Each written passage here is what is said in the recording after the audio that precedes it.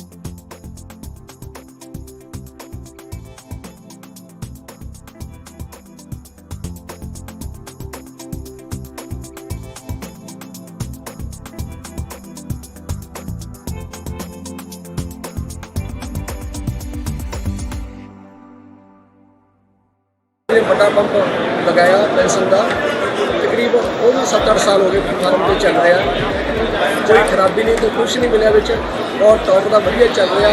एक पंप से 8 मशीनों की मिल्किंग हो रही है इस टाइम पार्लर के और तो 6 करा रहे होने तो मैं 8 करा रहा जी। बहुत